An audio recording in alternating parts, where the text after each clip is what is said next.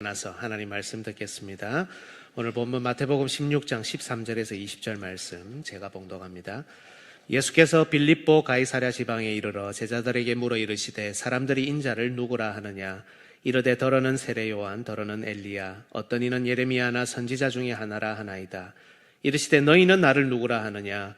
시몬 베드로가 대답하여 이르되 주는 그리스도시요 살아계신 하나님의 아들이시니이다. 예수께서 대답하여 이르시되 바요나 시몬아, 내가 복이 있도다. 이를 내게 알게 한 이는 혈육이 아니요 하늘에 계신 내 아버지시니라. 또 내가 내게 이르노니 너는 베드로라. 내가 이 반석 위에 내 교회를 세우리니 음부의 권세가 이기지 못하리라. 내가 천국 열쇠를 내게 주리니 내가 땅에서 무엇이든지 매면 하늘에서도 매일 것이요 내가 땅에서 무엇이든지 풀면 하늘에서도 풀리리라 하시고, 이에 제자들에게 경고하사 자기가 그리스도인 것을 아무에게도 이르지 말라 하시니라. 아멘. 자리에 앉아 주십시오. 오늘도 주님 앞에 또 말씀을 들으러 나온 여러분들 진심으로 축복하고 또 환영합니다. 우리 삶의 모든 어려운 부분들, 또 힘든 것들, 또 주님 앞에 십자가 아래 내려놓고 이 시간 하나님 말씀 앞에 집중하고 말씀을 들음으로 또 우리의 하나님을 향한 고백이 우리의 신앙과 삶으로 나타나는 그런 은혜와 복이 있기를 예수님의 이름으로 축복합니다. 여러분, 우리 교회가 가지고 있는 7가지 비전 중에 첫 번째가 무엇입니까? 여기에 나와 있죠. 그리스도께서 머리이신 교회입니다. 혹시 여러분은 이것이 왜 첫 번째여야 하는지 생각해 보신 적이 있습니까? 혹은 이 비전이 무슨 의미인지 한번 떠올려 보신 적이 있으신지요? 사실 예수님은 머리, 교회는 몸, 이 사실을 모르는 성도는 없다고 볼 수 있습니다. 하지만 실제로 예수님이 머리이신 교회를 세워나가고 실제로 예수님이 머리이신 삶을 만들어가는 것은 쉽지 않습니다. 머리는 온몸을 통제하고 지배합니다. 또한 머리는 몸을 보호하고 움직이게도 합니다. 심지어 머리는 그 사람의 일정 부분 미래를 결정짓는다고도 할 수 있고 그 사람을 미래로 안내한다고도 할 수 있습니다. 예수님을 머리로 모신다는 것도 마찬가지입니다. 예수 그리스도께서 실제로 교회와 성도의 모든 것을 다스리십니다. 그리스도의 말씀이 실제로 교회와 성도의 모든 것을 결정합니다. 금송아지가 아니라 예수 그리스도만이 교회와 성도를 보호하며 움직이게 합니다. 오직 예수 그리스도만이 우리를 다음 시대, 다음 세대로 안내합니다. 이걸 이론으로만, 우리의 머리로만 아는 것은 어렵지 않지만 실제 우리의 신앙과 삶으로 나타내기가 쉽지 않다는 말씀입니다. 예수 그리스도께서 머리이신 교회, 이 비전이 첫 번째에 위치해야 하는 이유는 만약 예수 그리스도를 우리의 머리로 모시고자 하는 그런 마음의 확신, 굳은 다짐이 없다면, 그래서 실제로 이것을 신앙과 삶 가운데 드러내지 못하면 아무리 그 다음 거창한 비전과 계획이 있다 할지라도 아무 의미가 없기 때문입니다. 이런 점에서 우리가 예수 그리스도의 머리 되심을 배우며 알아가는 것은 우리 신앙과 삶에 없어서는 안 될 중요한 일입니다. 감사하게도 오늘 본문은 예수 그리스도가 교회와 성도의 머리가 되신다는 교회 역사상 가장 중요한 고백, 그리고 최초의 고백을 우리에게 소개합니다. 사도들의 대표인 베드로가 고백하죠. 주는 그리스도시요 살아계신 하나님의 아들이십니다. 이 고백을 들은 예수 그리스도께서는 신약에서 가장 처음으로 내 교회, 특히 교회라는 용어를 사용하시고 말씀하십니다. 내가 이 반석 위에 내 교회를 세우리니. 물론 이 고백에는 여러분, 머리라는 단어는 나오지 않지만 이 고백이야말로 예수 그리스도께서 우리의 유일한 머리라는 고백입니다. 그리스도께서는 자신을 머리라고 고백하는 사도의 신앙 고백 위에 내 교회를 세우겠다 약속하셨습니다. 그리고 예수님께서는 이 고백 끝에 음부의 권세가 이기지 못하리라는 약속도 주셨습니다. 사실 그리스도께서 머리이신 교회, 이런 비전은 우리의 실제 삶과는 별로 관계없어 보이는 그저 교회라는 공동체가 가진 뜬구름 잡는 비전처럼 보이기도 합니다. 하지만 음부의 권세가 이기지 못하리라. 여러분, 이 약속을 여러분의 가슴에 지금 한번 담아 보십시오. 지금도 이 땅 가운데서 죄와 사망의 권세와 힘들게 싸우며 사는 우리가 붙들어야 할 귀하고 귀한 하나님의 약속이 아닙니까? 음부의 권세가 이기지 못한다. 게다가 이것이 신앙의 길을 걷는 우리가 가져야 할 첫 번째 비전이라면 이 고백을 배워야 하지 않겠습니까? 한 번의 설교로 모든 의미를 다 배우긴 어렵지만 오늘 말씀을 통해 우리의 고백을 점검하며 음부의 권세가 이기지 못하는 교회와 성도로 우뚝 설 수 있기를 예수님의 이름으로 축복합니다. 오늘 설교의 주제는 이렇게 표현할 수 있겠습니다. 같이 한번 읽어볼까요? 우리는 그리스도에 대한 올바른 신앙 고백 위에서 음부의 권세를 이기는 교회와 성도가 될 수 있다. 여러분, 음부의 권세를 어떻게 이깁니까? 기도도 있고요, 말씀도 있고 여러 가지 있겠지만 그리스도에 대한 올바른 신앙 고백 위에서 이길 수 있습니다. 오늘 이 주제로 본문에 나타난 하나님의 말씀을 선포하겠습니다. 하루는 예수님께서 제자들과 함께 빌립보 가이사랴 지방으로 물러가셨습니다. 이 지역은 갈릴리 호수 최북단에 있는 한적한 곳이었습니다. 예수님께서 이곳으로 가신 이유는 분명합니다. 제자들의 고백을 듣기 위해서였죠. 때는 예수님 공생의 후반부입니다. 이제 공생애를 마무리하고 십자가의 길을 가셔야 하기 때문에 예수님은 다음 시대의 구원 사역을 책임질 제자들의 고백을 들으실 필요가 있었던 겁니다. 읽지는 않았지만 오늘 본문 다음 구절인 21절을 보십시오. 이때로부터 예수 그리스도께서 자기가 예루살렘에 올라가 장로들과 대제사장들과 서기관들에게 많은 고난을 받고 죽임을 당하고 제3일에 살아나야 할 것을 제자들에게 비로소 나타내시니. 이 무슨 말입니까? 예수님은 이전에는 한 번도 제자들에게 십자가에서의 죽음 그리고 3일 만에 살아나신다는 부활을 말씀하지 않으셨습니다. 적어도 제자들은 이 내용을 알아야 하지 않겠습니까? 후반부가 되도록 말씀하지 않으셨다니까요. 고난, 십자가, 부활, 복음의 핵심 아닙니까? 적어도 제자들은 이 내용을 알아야 하는데 예수님은 이전까지는 한 번도 알리지 않으셨습니다. 오늘 본문에 와서야, 다시 말해 사도들이, 특히 베드로가 이 고백을 하는 걸 들으신 후에야 비로소 십자가의 고난과 부활이라는 예수 그리스도의 길을 구체적으로 알려주셨던 겁니다. 오늘 이 고백의 중요성이 여러분 여기에 있습니다. 예수님은 제자들을 통해 이 고백을 이 땅 가운데 남기지 않고는 심지어 십자가의 길을 가실 수 없었던 겁니다. 이 고백을 그들의 입으로, 그들의 머리로, 그들의 마음으로 정확히 표현하는 것을 듣지 않고는 다음을 예비하실 수 없었습니다. 그래서 누가복음을 보면 예수님은 이 고백을 듣기 전에 기도하셨고 비교적 한적한 곳으로 물러나 제자들과 좀 더 집중력 있게 대화하셨던 겁니다. 예수님은 먼저 사람들의 이해를 물으셨습니다. 사람들이 인자를 누구라 하느냐? 제자들이 대답합니다. 더러는 세례 요한이라 합니다. 여러분, 세례 요한은 이미 당시에 죽었죠. 즉 당시 사람들은 예수님을 부활한 세례 요한으로 보았습니다. 또 대답합니다. 더러는 엘리야, 어떤 이는 예레미야나 선지자 중에 하나라고 합니다. 잘 보시면 여러분, 이들은 모두 선지자들이죠. 특히 불의한 자들을 향해 하나님의 말씀을 쏟아낸 시대를 뒤집는 기능을 했던 그런 독특한 선지자들입니다. 사람들이 보기에 예수님은 바로 그와 같은 선지자라는 것이죠. 물론 여러분, 이 고백도 훌륭하지 않습니까? 예수님은 참 선지자로 이 땅에 오셨기 때문이죠. 하지만 부족합니다. 여러분, 지금 제가 다소 역설적인 이야기를 여러분에게 해야 하는데요, 오해하지 말고 들으시면 좋겠습니다. 사실 하나님의 말씀을 선포하는 것은 교회 전부라고 해도 과언이 아닙니다. 설교는 교회의 중심이고 설교는 교회 전부라고까지 표현할 수 있습니다. 하지만 여러분, 예수님은 그저 말씀 선포하는 것 위에만 내 교회를 세우겠다고 말씀하지 않으셨습니다. 예수님은 그저 설교 행위 자체, 그 자체 위에만 교회를 세운다고 말씀하실 수 없었습니다.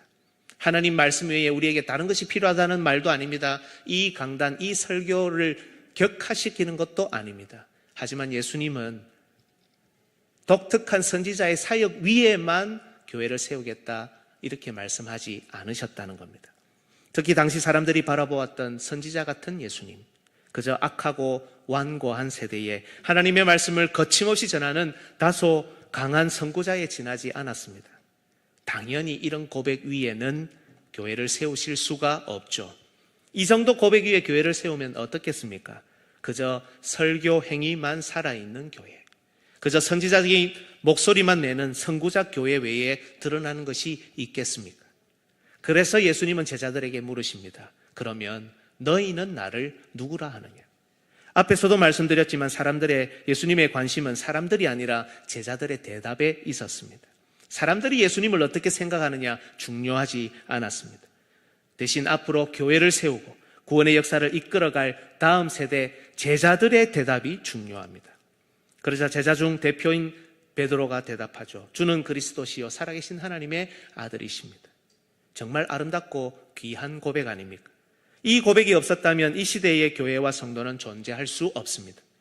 이 고백이 교회를 탄생하게 했고 이 고백이 교회를 지금까지 세워오게 했습니다. 여러분 한번 생각해 보십시오. 베드로가 만약 사람들 수준의 고백을 했다면 어땠을까요? 예를 들어 주님은 우리의 선생님입니다. 주님은 우리를 안전하게 이끄시는 안내자이십니다 라는 고백을 했다면 어땠을까요? 저는 예전에 중고등부 시절에 우리 같은 그룹에 있는 친구들 선생님 인도로 큐티를 하고 나눌 때 예수님에 대한 각자의 고백을 해라 이러셔서 제가 또 하필이면 제일 마지막에 하니까 앞에서 오만 거 다 하잖아요. 할 게 없어가지고 예수님은 나의 밥줄입니다 이렇게 한 적이 있습니다. 그리고 지금도 그 생각은 변함이 없습니다. 물론 이 고백들도 여러분 나름대로의 다 의미가 있고 훌륭한 고백입니다.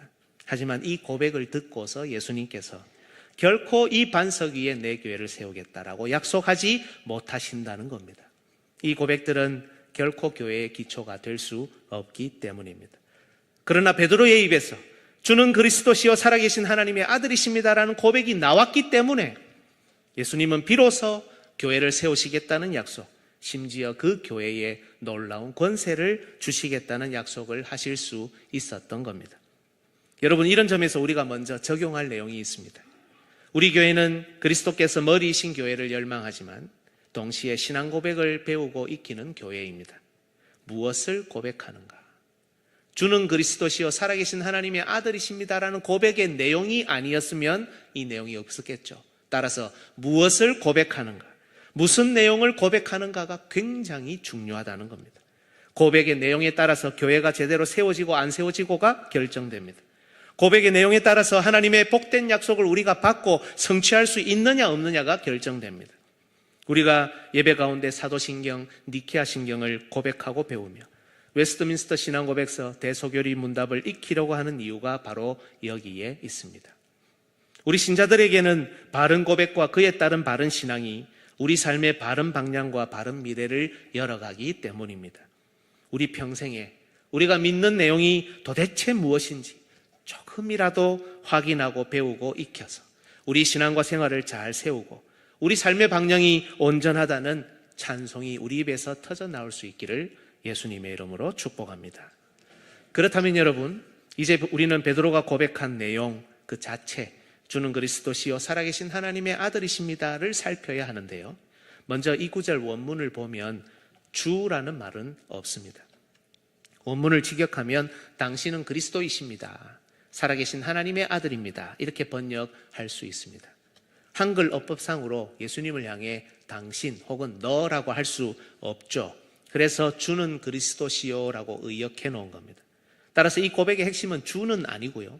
그리스도, 살아계신 하나님의 아들, 이 두 가지입니다. 그러면 베드로가 고백한 그리스도와 살아계신 하나님의 아들, 이 고백의 의미가 무엇일까? 여러분, 그리스도, 살아계신 하나님의 아들이라는 말은 우리가 거의 매주일 교회에서 듣는 용어입니다. 그죠? 이 자리에 있는 우리 중에 이 용어를 들어보지 못한 사람은 없을 겁니다. 그리고 이 용어가 예수님을 가리킨다는 사실을 모르는 분도 없을 겁니다. 그런데 그리스도와 살아계신 하나님의 아들이 무슨 의미냐라고 물으면 모르긴 몰라도 아마 대답을 잘 하실 수 있는 분은 그리 많지 않을 겁니다. 속으로 한번 대답해 보시겠습니까? 여러분 속에 있는 노트에다가 한번 필기를 해보시죠. 그리스도 무슨 말입니까? 하나님의 아들, 이게 무슨 뜻입니까? 혹시 한 줄 이상 적으실 수 있는 분 있으시겠습니까? 이제부터 그래서 우리는 이 고백의 의미를 잘 들어야 하는 겁니다.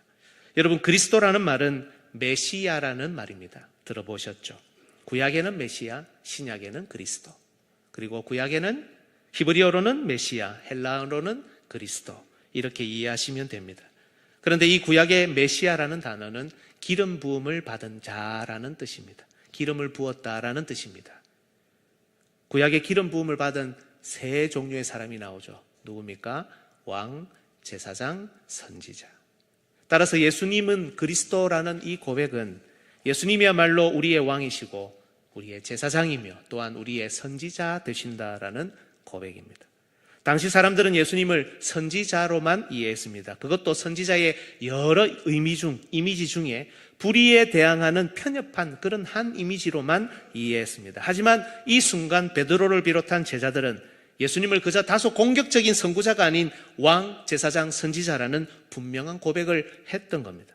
놀랍게도 이 베드로가 솔직히 말해 당시 아직 좀 덜 떨어졌고 여전히 멍청해서 본문 뒤를 보시면 예수님이 사탄아 내 뒤로 물러가라 이런 말을 하셨는데 그 말을 들어야 했던 이 베드로가 예수님이 자신의 왕, 자신의 제사장, 자신의 선지자라고 고백했고 예수님은 그 고백을 듣고 너무 좋아서 감탄하셨으며 그 위에 내 교회를 세우겠다고 약속하십니다. 심지어 음부의 권세가 이기지 못하는 놀라운 힘과 권세를 거기에 약속하셨다는 겁니다. 여러분, 예수님이 왕이요, 제사장이요, 선지자라는 이 평범한 내용이 이 고백이 도대체 뭐길래 예수님이 이렇게 좋아하시고 그런 약속까지 주신다는 말입니까? 이걸 이제 우리가 깨달아야 한다는 겁니다. 저는 여러분 개인적으로 우리 신앙고백서인 웨스트민스터 신앙고백서와 대소교리문답보다 이 고백의 내용을 더 쉽고 분명하게 알려주는 교재가 없다고 봅니다. 오늘 우리가 그래서 대교리문답, 그리스도에 대해 설명하는 부분을 볼 텐데요. 여러분 귀와 눈을 열어서 한번 잘 같이 보시면 좋겠습니다. 42문답인데요. 답이 길어서 답은 서 있는 제가 읽도록 할 테니까 앉아 계시는 여러분들이 질문을 읽어주시면 되겠습니다. 42문 읽어주십시오. 우리의 중보자를 왜 그리스도라 했습니까? 우리의 중보자를 그리스도라 하는 것은 그분이 성령으로 한량없이 기름 부음을 받으심으로 메시아가 기름 부었다고 했죠. 그죠? 그리스도가 기름 부음을 받았다라는 뜻이라는 겁니다. 성별되시고 모든 권세와 능력을 충만히 부여받으심으로 모든 것을 다 가지고 계신다는 뜻입니다. 자기의 낮아지심, 예수님께서 이 땅에 오시고 죽으시는 것을 낮아지심이라고 합니다. 그리고 높아지심의 상태에서 예수님이 하늘로 부활하시고 승천하신 것을 높아지심이라고 표현합니다. 동시에 자기의 교회를 위한 선지자와 제사장과 왕의 직분을 수행하시기 때문입니다. 정확하죠. 그리스도가 왕, 제사장, 선지자의 직분을 수행하신다. 특히 자기의 교회를 위한이라고 되어 있습니다. 여기에 우리 성도들이 포함되어 있고 여기에 지금 그 당시의 교회뿐 아니라 이 시대의 교회도 포함되어 있다는 바로 지금의 교회와 성도를 위해 예수님께서 왕, 제사장, 선지자로 수행하고 계신다는 그런 뜻입니다. 43문 이제 선지자직을 설명하겠죠. 질문을 읽어주십시오. 그리스도께서는 선지자직을 어떻게 수행하십니까? 그리스도께서는 교회의 건덕과 구원에 관한 모든 일에 대한 하나님의 완전하신 뜻을 자기의 성령과 말씀으로 말미암아 여러 가지 시행 방식으로 모든 세대의 교회에 계시하심으로 선지자직을 수행하십니다. 여기도 모든 세대의 교회 나오죠. 과거뿐 아니라 현재 그리고 주님 다시 오실 그날까지 이어지는 미래 세대의 교회까지 그 모든 세대의 교회에게 자신의 뜻을 알려주심으로 선지자직을 수행하십니다. 다시 한번 본문 더 보시겠습니까? 거기에 보면 43문입니다. 앞에 겁니다. 교회의 건덕과 구원에 관한 모든 일이라고 되어 있죠.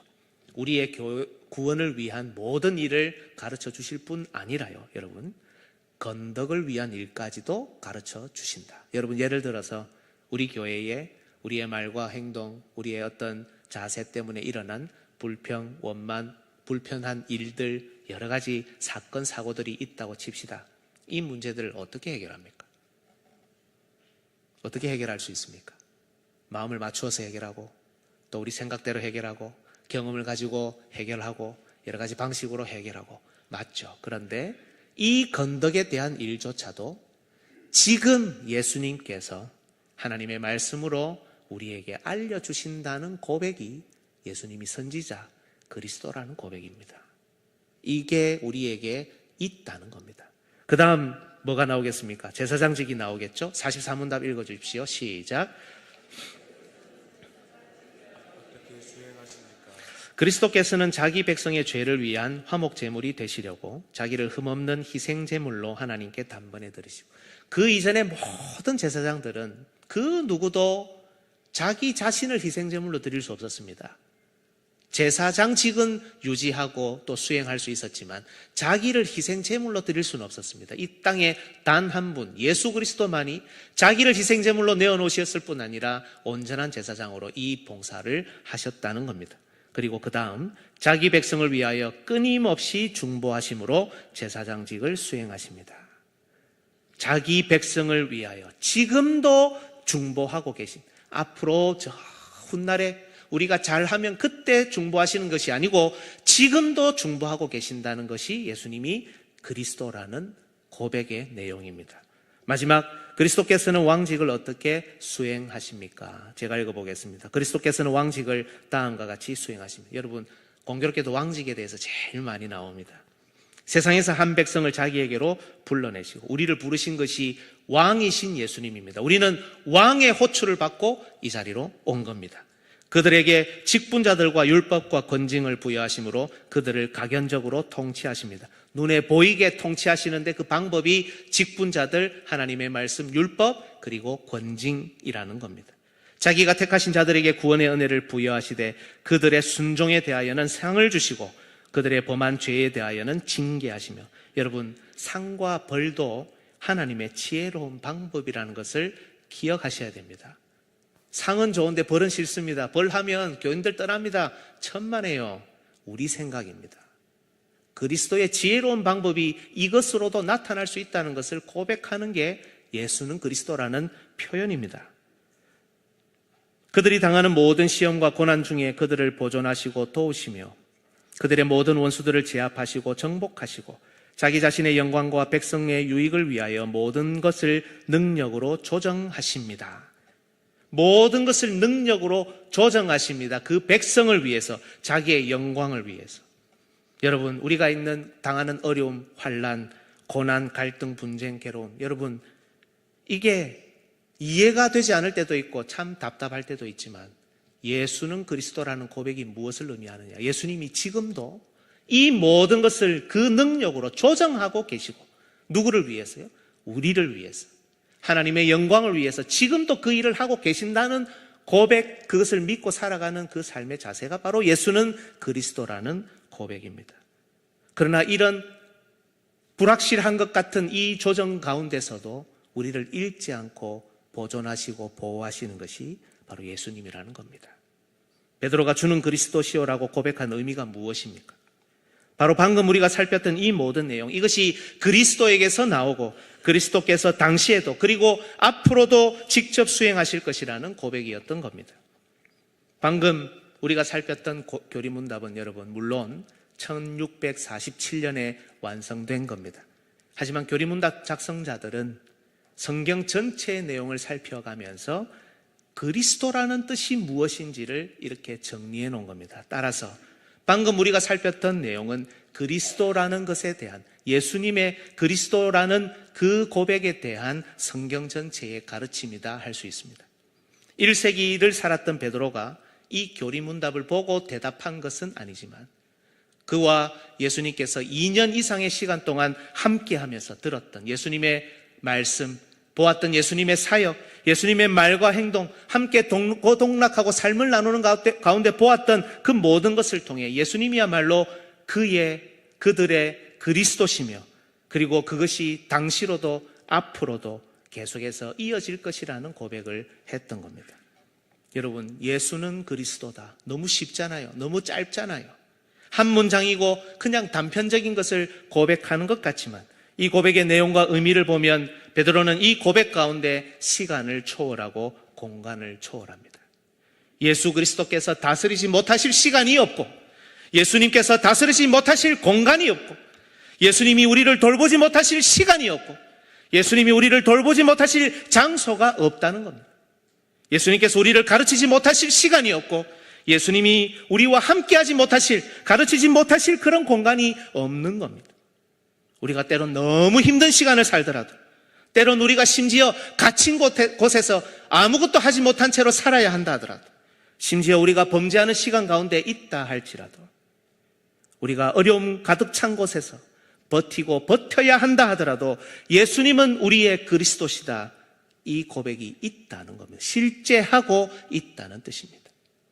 우리가 육신으로 연약해지고 때론 병들어 죽음의 강을 건너야 한다 하더라도 예수님은 우리를 반드시 보존하고 도우시며 우리를 그 사망의 강에서 건져내시는 바로 우리의 그리스도다라는 겁니다.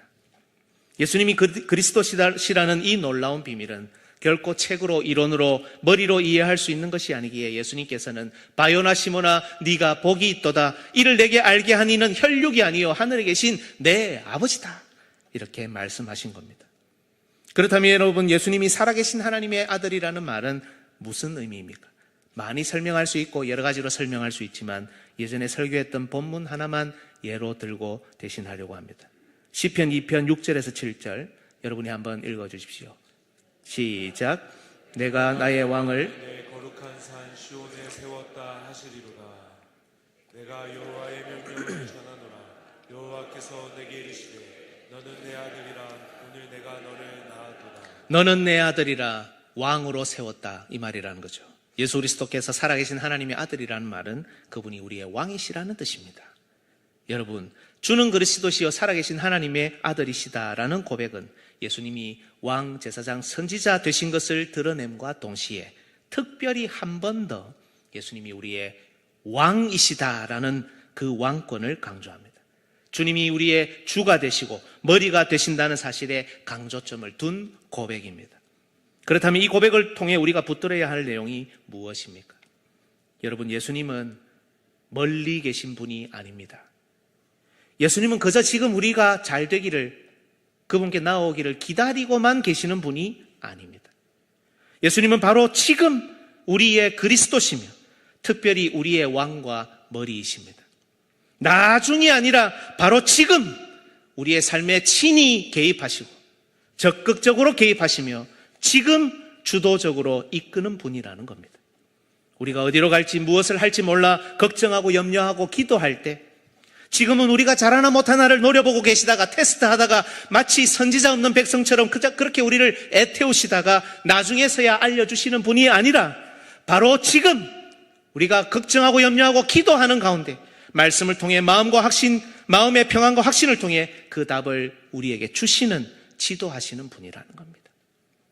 이 땅을 살아가는 우리가 너무 힘들고 외롭고 어렵고 고날 때, 지금은 우리가 강해져야 하니까 그저 환난에 담대해지도록 잠시 내버려 두시다가 마치 제사장 없는 그런 백성처럼 애태우시다가 나중에 우리를 위로하고 중보하시는 분이 아니라 바로 지금 졸지도 주무시지도 않으시면서 우리를 위해 중보하시며 바로 지금 우리를 돌보는 분이라는 고백입니다.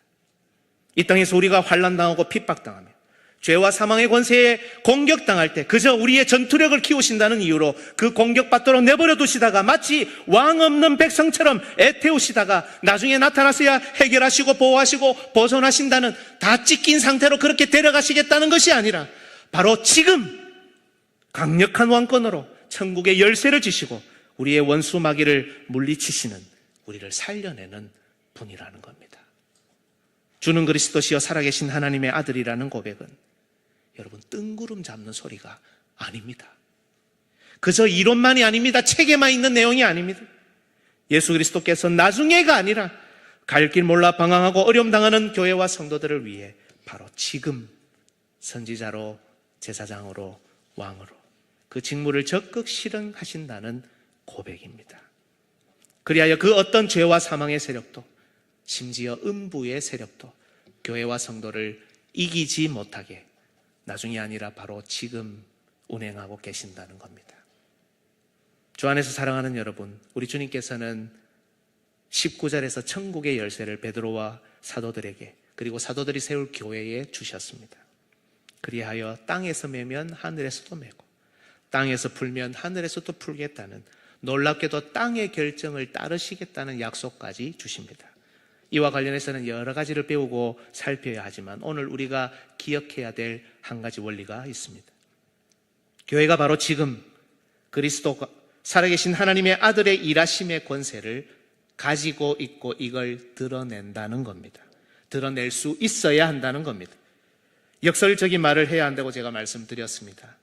교회는 여러분 가르치기만 하는 공동체가 아닙니다. 내가 예배 참석해서 설교 듣고 은혜만 받으면 되는 공동체가 아닙니다. 교회는 우리를 가르치고 돌보며 다스리는 천국의 열쇠를 가진 공동체입니다. 교회와 성도들의 삶이 분리되어 제각각 알아서 살아가는 공동체가 아니라 성도들의 삶을 존중하면서도 성도들의 삶에 적극적으로 개입하는 그리스도의 몸입니다. 교회를 통해 연약한 자들이 돌봄을 받습니다. 나를 통해 받는 게 아닙니다, 여러분. 교회를 통해서, 교회의 구성원인 나를 통해서 교회와 함께 그 연약한 자들이 돌봄을 받습니다. 교회를 통해 악한 자들의 말과 행동이 통제됩니다. 교회를 통해 우리의 부족함이 보완되고 교회를 통해 미래를 꿈꾸고 미래를 개척하며 미래로 나아갑니다. 교회는 모든 공로 사상을 배격하지만, 그래서 우리는 무익한 종이라는 고백만 해야 하지만 상을 주시고 칭찬하시는 예수 그리스도의 사역이 바로 지금 풍성하게 드러나는 곳이 교회입니다. 교회는 은혜와 감동을 유지해야 하지만, 연약한 자들을 돌보고 이끌어야 하지만, 우리의 불성실함과 부족함, 우리의 잘못과 범죄에 대해 책망하고 교정하는 예수 그리스도의 사역이 나중이 아니라 바로 지금 풍성하게 드러나야 하는 곳입니다. 왜 이런 풍성함이 교회 가운데 드러나지 못합니까? 예수님이 그리스도가 아니셔서가 아니라 바로 우리의 죄 때문입니다. 우리의 알량한 자존심 때문입니다. 예수 그리스도의 복음보다 우리 자신을 더 소중하게 여기기 때문입니다. 예수 그리스도의 말씀보다 나와 내 사람의 감정, 기분을 더 소중히 여기기 때문입니다. 남들과 자신을 늘 비교하며 시기하고 질투하고 당짓고 존재감을 드러내려고 하는 열등감, 자존감 때문이 아니겠습니까? 주 안에서 사랑하는 여러분, 예수님은 과연 우리의 그리스도이십니까? 예수님은 지금도 우리에게 살아계신 하나님의 아들로 계십니까? 우리의 왕이십니까? 다른 교회, 다른 성도들에게만 그렇습니까? 우리에게도 그렇습니까? 만약 예수님이 우리 교회의 성도의 그리스도의 왕이시라면 예수 그리스도의 이런 일하심이, 교회의 이런 권세가 10년, 20년 기다리고 준비하고 가다듬어 나타나는 게 아니라 바로 지금 이 자리에서부터 나타나는 것이 옳습니다. 그것이, 이 고백이 우리 신앙과 삶으로 연결된 교회와 성도입니다. 여러분 기억합시다. 입으로만 둥둥 떠다니는 고백은 아무런 능력이 없습니다. 우리 머릿속에서만 자리 잡고 있는 이론은 아무런 힘과 권세가 없습니다. 주는 그리스도시요 살아계신 하나님의 아들이라는 고백이 천국의 열쇠를 받은 우리 교회와 성도들을 통해 바로 지금 치열하게 전투하는 가운데 우리의 신앙과 삶으로 구현될 때, 바로 그때 음부의 권세가 이기지 못할 것입니다. 지금도 그리스도로 살아계신 하나님의 아들로 우리에게 오시는 예수님을 만나 이 고백을 우리의 머리와 가슴에, 우리의 입과 손과 발에, 우리의 행동에, 우리의 가정과 우리의 삶과 우리의 교회에, 우리의 시간과 공간에 채워 음부의 권세를 이기는 우리의 남은 삶을 살아가시는 주의 권속들 되시기를 예수님의 이름으로 축복합니다. 아멘.